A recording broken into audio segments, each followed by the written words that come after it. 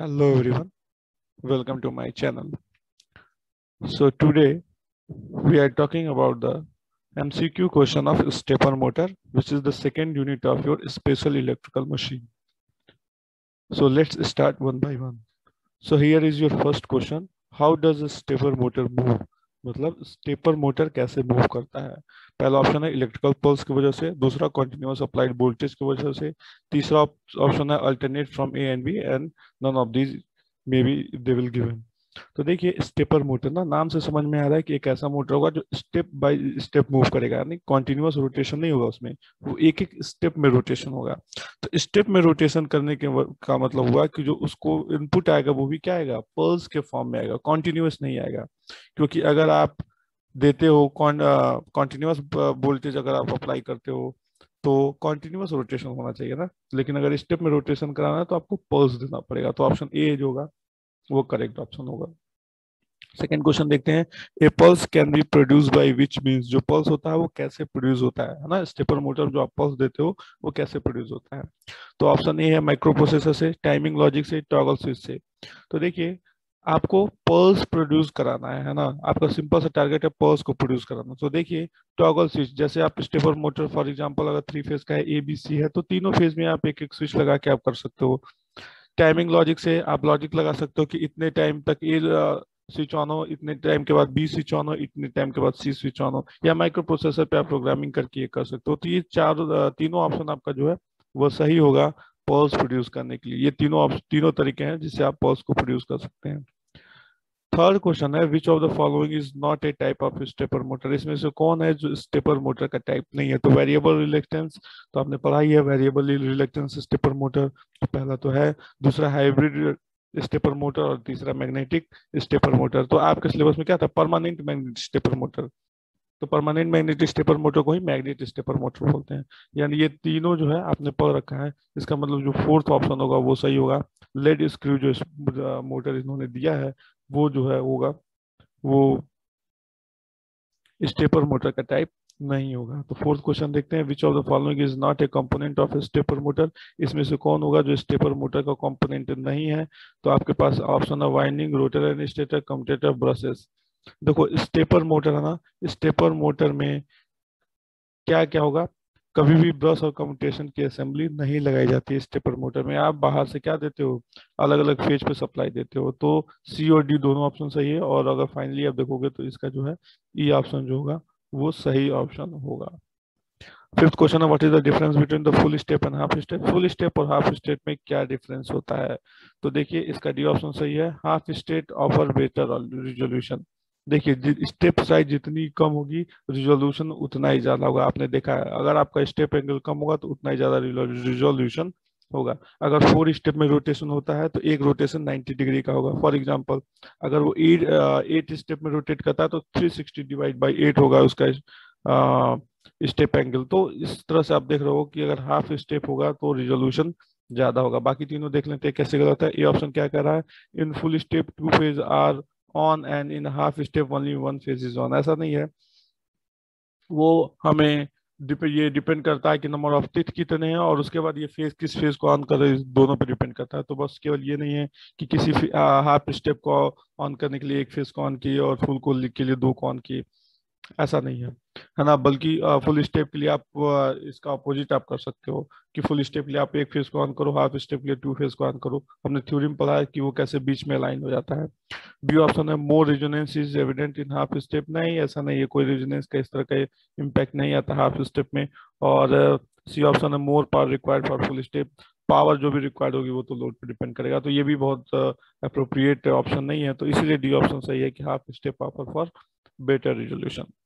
तो इसी सी देखते हैं। सी कहता है कि what is the criteria necessary to consider when selecting a stepper motor, अगर स्टेपर मोटर को आप सेलेक्ट करने जा रहे हो तो क्या क्राइटेरिया होगी जो आपको सेलेक्ट करना पड़ेगा। पहला अगर mechanical motion, inertia load, speed requirement, या all of above.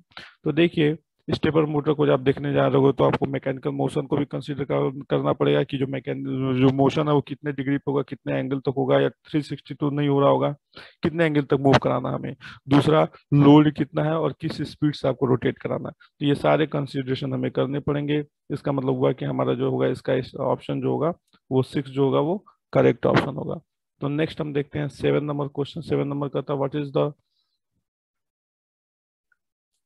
The following is not an advantage of stepper motor. इसमें से कौन सा स्टेपर मोटर का एडवांटेज नहीं है? पहला, cost efficient, maintenance free, no feedback, या मोर कॉम्प्लेक्स सर्किटरी। तो देखिए जो आपका स्टेपर मोटर होता है उसकी सर्किटरी तो कॉम्प्लेक्स होती है, बिल्कुल सही बात है। क्यों? क्योंकि आपने देखा कि आपको पल्स, इलेक्ट्रिकल पल्स की रिक्वायरमेंट होती है, बाहर से हमें पल्स देना पड़ता है, लेकिन ये इसका एडवांटेज नहीं है। अगर कॉम्प्लेक्स सर्किटरी है तो ये इसका डिसएडवांटेज होगा। इन्होंने पूछा कि नॉट एन एडवांटेज, तो क्या उसका एडवांटेज नहीं है? तो मोर कॉम्प्लेक्स सर्किटरी जो होगी वो उसकी एडवांटेज नहीं बल्कि डिसएडवांटेज में आएगा। तो क्वेश्चन नंबर 8 देखते हैं। What with stator having 8 teeth and a rotor having 6 teeth, what step angle will application be able to achieve. तो उन्होंने अगर रोटर और स्टेपर के नंबर ऑफ टीथ दे रखे हैं तो पूछ रहे हैं कि स्टेप एंगल क्या होगा। तो स्टेप एंगल का देखिए मैंने फॉर्मूला यहाँ पे लिख के रखा हुआ है। स्टेप एंगल क्या होता है? N S minus N R upon N S into N R into 360, या होता है 360 upon M into N R. तो देखिए एन एस क्या होता है? नंबर ऑफ स्टेटर टीथ, और एन आर होता है नंबर ऑफ रोटर टीथ। तो आपको नंबर ऑफ स्टेटर टीथ दे रखा है, नंबर ऑफ रोटर टीथ दे रखा है। तो number of stator teeth, number of rotor teeth, ये भी स्टेटर टीथ है, ये भी रोटर टीथ है, और 360 से मल्टीप्लाई है। तो इसी क्वेश्चन में रखेंगे और आपका आंसर आ जाएगा। आपका आंसर आएगा ए। आप करके देखेंगे, नहीं हो रहा है तो आप कमेंट बॉक्स में पूछिए, मैं बता दूंगा आपको। नेक्स्ट क्वेश्चन देखेंगे। 9th नंबर क्वेश्चन है कि in an application using stepper motor required feedback which device would be needed to accomplish this. कह रहा है कि स्टेपर मोटर के एप्लीकेशन में अगर आपको फीडबैक की रिक्वायरमेंट होगी तो कौन सा सा डिवाइस होगा जो फीडबैक पाथ को प्रोवाइड करेगा? काउंटर होगा, लीनियर गाइड होगा, कम्यूटेटर होगा, या होगा एनकोडर। तो देखिए हमने देखा था स्टेपर मोटर पढ़ते हुए, एनकोडर एक ऐसा डिवाइस होगा जो फीडबैक में यूज होता है। कैसे होता है? मैंने आपको बताया था, मोटर होता है, मोटर के रोटर होता है, रोटर पे क्या हम करते हैं? हाल सेंसर लगाते हैं जो उसकी स्पीड को सेंस करता है। हाल सेंसर किसको डेटा देता है? एनकोडर को डेटा देता है। एनकोडर क्या करता है? उसको एनकोड करता है और अप्रोप्रिएट सिग्नल किसको देता है? इन्वर्टर के गेट पॉज को देता है। तो इस पूरे प्रोसेस में आपको दिख रहा है, इस पूरे फीडबैक प्रोसेस में जो मैंने आपको बोला, आपको दिख रहा है इनकोडर एक ऐसा है जो एक स्पेसिफिक डिवाइस है फीडबैक पाथ को प्रोवाइड कराने के लिए। 10th नंबर देख क्वेश्चन देखिए। A variable reluctance stepper motor is construct of. जो वी आर स्टेपर मोटर होगा वो किस चीज से मिलकर बना होगा? तो ये तो याद करने ही वाली बात है कि ये फेरोमैग्नेटिक मटेरियल से मिलकर बना होगा, है ना। फेरोमैग्नेटिक मटेरियल से मिलकर बना होगा वेरिएबल रिलक्टेंस स्टेपर मोटर, या इसको वी आर स्टेपर मोटर भी करते हैं।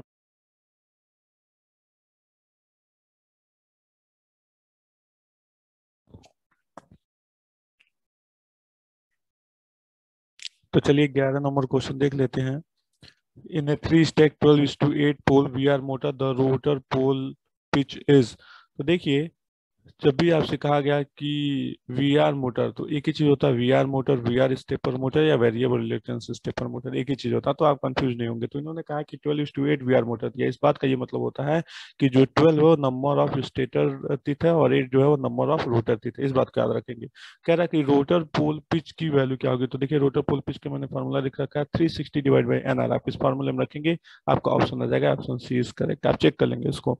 12th नंबर क्वेश्चन है stepper motor having a resolution of 300 steps per revolution and running at 24 rpm has a pulse rate of pps। तो ये पल्स रेट पूछ रहा है पीपीएस में। तो पल्स रेट पीपीएस में का फॉर्मूला होता है PPS equal to RPM divide by 60 into number of step per minute. तो आप इस फॉर्मूले का यूज करेंगे और आपको मिल जाएगा पीपीएस में इसकी वैल्यू, ये हो जाएगा 6000। आप इसको चेक करेंगे, खुद से चेक करेंगे। अगर प्रॉब्लम है तो मैंने कहा ही है कि you can consult with me. 13 number question देखेंगे। In hybrid stepper motor has a rotor pitch of 36 degree and step angle of 9 degree, the number of its phase must be. तो नंबर ऑफ फेज पूछ रहा है motor का, hybrid stepper motor का, जिसके rotor pitch की value और step angle की वैल्यू दे रखी है। तो देखिए स्टेप एंगल की वैल्यू अगर यहाँ से स्टार्ट करते हैं रोटर पोल पिच से, तो रोटर पोल पिच अगर आपको दे रखा है तो वहां से आप एनआर की वैल्यू निकाल लेंगे। इसके बाद आप स्टेप इस वाले स्टेप एंगल वाले फार्मूले से में देखेंगे जिसमें स्टेप एंगल दिया है, एनआर की वैल्यू आपने निकाली, तो स्टेप एंगल और एनआर में रखेंगे तो आपको एनएस की वैल्यू मिल जाएगी। अगर एक बार आपको एनआर और एनएस की वैल्यू मिल जाती है तो एनआर की वैल्यू मिल गई, एनएस की वैल्यू मिल गई, फिर आपको नंबर ऑफ फेज निकालना है यानी क्यू की वैल्यू निकालना है तो आप निकाल लेंगे। आप इन तीनों फार्मूलों का यूज करके निकाल सकते हैं कि what is the phase of the motor, है ना। और इस फार्मूले का यूज करके आराम से निकाल लीजिएगा। 14 नंबर क्वेश्चन देखिए, the rotor of stepper motor has no, जो स्टेपर मोटर होता है उसमें क्या नहीं होता है। तो इस तरह का एक क्वेश्चन हमने ऊपर भी देख लिया, ये भी हम देख रहे हैं वाइंडिंग कम्यूटेटर और ब्रशेस। तो हम देख रहे हैं कि जो स्टेपर मोटर का जो रोटर होगा, देखिए ऊपर वाले क्वेश्चन पूछा था स्टेपर मोटर में क्या क्या नहीं होगा, तो हम उसमें वाइंडिंग को कंसीडर नहीं किए थे, लेकिन इसमें कह रहा है कि स्टेपर मोटर के रोटर की बात कर रहा है। तो इसमें ना वाइंडिंग होती है, ना कम्यूटेटर, ना ब्रशेस, उसमें तो वेरिएबल रिलेक्टेंस मटेरियल से बना हुआ रोटर होता है। तो इसलिए all of the above mention जो भी ऑप्शन होंगे वो करेक्ट होंगे, D option is correct. 15 number question देखेंगे, स्टेपिंग मोटर इज ए, जो स्टेपिंग मोटर होता है वो क्या होता है, mechanical device, electrical device, analogous device या इंक्रीमेंटल डिवाइस। तो ये एक इंक्रीमेंटल डिवाइस होता है जो स्टेप में इंक्रीमेंट करता है, इसलिए इंक्रीमेंटल डिवाइस याद रखेंगे इसको। 16 number question, the rotational speed of A given stepper motor is determined slowly by the, तो रोटेशन स्पीड जो होगा स्टेपर मोटर का वो कैसे आप डिफाइन करोगे, शाफ्ट लोड से, लोड पे कितने शाफ्ट है इस पे, या स्टेप पल्स फ्रीक्वेंसी पे, पोलैरिटी ऑफ स्टेटर करंट पे, या मैग्नीट्यूड ऑफ स्टेटर करंट पे। तो स्टेप पल्स फ्रीक्वेंसी पे, जितना जल्दी जल्दी आप पल्स दोगे उतनी ज्यादा आपकी स्पीड होगी। तो वो डिपेंड करता है कि क्या फ्रीक्वेंसी आपके स्टेप पल्स की, उस पर डिपेंड करता है स्पीड।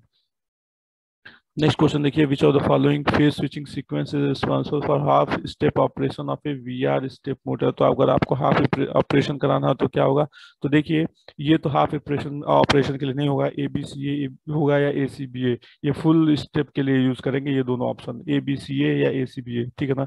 नेक्स्ट लिखा है ABBCCA, ये भी नहीं होगा, ये भी हाफ ऑपरेशन नहीं करा पाएगा क्योंकि दो दो फेज को एक साथ आप कर रहे हो तो इस पूरे ऑप्शन में एक्टिवेट।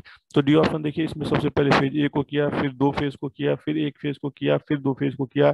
तो option D is your correct answer, कि इसके ये वजह होगा हाफ स्टेप ऑपरेशन के लिए वीआर स्टेपर मोटर में। क्वेश्चन नंबर डी देखते हैं, स्टेपर मोटर में भी कंसीडर है, जो स्टेपर मोटर क्या होता है, डीसी टू डीसी का, AC to AC, DC to AC या डिजिटल टू एनालॉग। ये डिजिटल टू एनालॉग कन्वर्ट की तरह काम करता है। कैसे डिजिटल टू एनालॉग, क्योंकि स्टेप पल्स लेते हैं ना, तो इस डिजिटल फॉर्म में हम पल्स ले रहे हैं, एनालॉजीज में नेक्स्ट में हम कन्वर्जन उसका जा रहा है।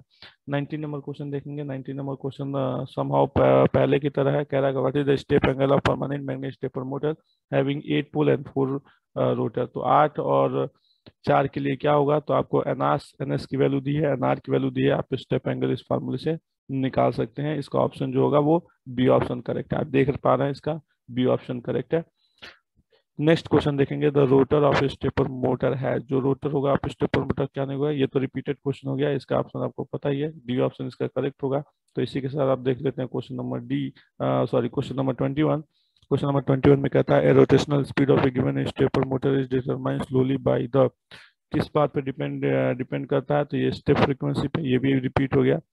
क्वेश्चन नंबर 22 देखेंगे, wave excitation of stepper motor result in, तो वेव एक्साइटेशन अगर कभी होगा तो हाफ स्टेपिंग होगा, याद रखेंगे हाफ स्टेपिंग के होगा अगर वेव एक्साइटेशन देते हैं अपने स्टेपर मोटर में।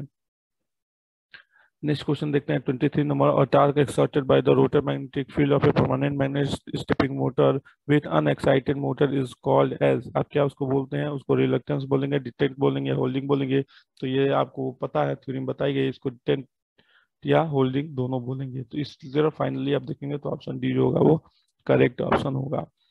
24 देखेंगे, how does stepper motor move, stepper motor कैसे मूव करता है, तो ऑब्वियसली इलेक्ट्रिकल पल्स के थ्रू मूव करता है। ये pulse can be produce by which means, कैसे प्रोड्यूस कर सकते हैं, तो दोनों तरह ये तीनों तरीका है पल्स को प्रोड्यूस करने के लिए। 26 नंबर क्वेश्चन देखेंगे, which of the following is not a stepper motor, ये हमने देख लिया है, और ये ब्रशेस कम्यूटेटर वाले भी क्वेश्चन हमने कर लिए हैं, लीड स्क्रू मोटर और ये बोथ CNC। देखिए स्टेपर मोटर में ना बहुत ज्यादा ऑब्जेक्टिव क्वेश्चन अवेलेबल नहीं है, बहुत लिमिटेड है, इसको पढ़ के जाएंगे, ये डायरेक्ट आपके एग्जाम में आ जाएंगे और इसको आप कर सिंपली कर लेंगे। देखिए ये एक नया क्वेश्चन आपके पास आ गया, what is the difference between full step and half step, तो ये होगा half step for better resolution, शायद ये भी पहले हो चुका है। What criteria necessary to consider when selecting a stepper motor, क्या क्या क्राइटेरिया होगा, तो ये ऑल ऑफ द एबव इसका ऑप्शन हो जाएगा, मैकेनिकल मोशन और inertia load speed requirement वाला होगा, which is not advantage of stepper motors, then more complexity is your correct answer, and this one is your 32 number question. तो चलिए ये तो नीचे के जो 10-11 क्वेश्चन थे वो ऊपर वाले से 10-11 नहीं 5-6 ऐसे क्वेश्चन थे जो ऊपर वाले से रिपीट हो गए, तो चलिए नो प्रॉब्लम। तो ये आपके क्वेश्चन है स्टेपर मोटर के, इंपॉर्टेंट क्वेश्चन है स्टेपर मोटर के, और नेक्स्ट वीडियो में हम लोग देखेंगे यूनिट 3, यूनिट 4 और यूनिट 5 के और भी क्वेश्चन। तो आज के लिए हम इतना रखते हैं class. Thank you for today session, thank you all.